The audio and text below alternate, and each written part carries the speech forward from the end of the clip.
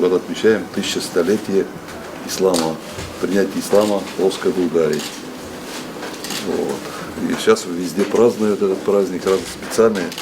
Значит, моя организация разработала вот такую награду, медаль Бисмилля Рахман Рахим, мечеть Коран 922-2022. Я, с вашего разрешения, хочу наградить двух наших уважаемых товарищей этой наградой. Значит, здесь написано на языке Мухаммеда Аллаху, имя Аллаха. Это святая медаль, ее надо носить в соответствующих местах, на праздниках, во время всяких религиозных праздников, потому что здесь написано имя Аллаха.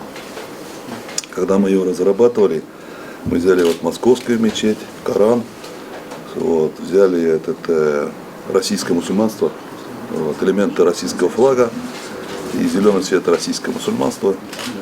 Вот, Национальный комитет общественного контроля Российской Федерации награждает приказ номер 119 награждение мусульман города Москвы. На основании решения правления Национального комитета общественного контроля за номером 94 от 14.014.22 года, приурочено к празднованию 1100-летия со дня принятия ислама в Волжской Булгарии, приказываю за большой вклад и достижения в области духовного образования населения России, за служение Всевышнему Создателю Аллаху, высокие духовно-нравственные принципы, профессионализм и бережное отношение к своим гражданам, прихожанам, награждается медалями 1100 лет со дня принятия ислама в Волжской Булгарии Утямышев Ильдар Рустамович, вице-президент Российской академии естественных наук, профессор.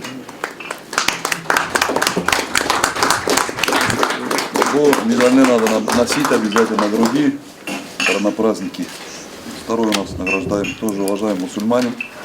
Очень много вкладывает в развитие мусульманства, объединение татар города Москвы.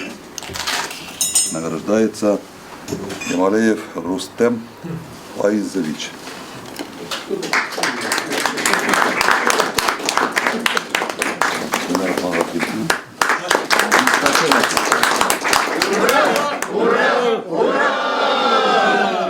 Каждому из вас желаю стабильности в жизни, мира, добра, вот, всех благ вам в земле.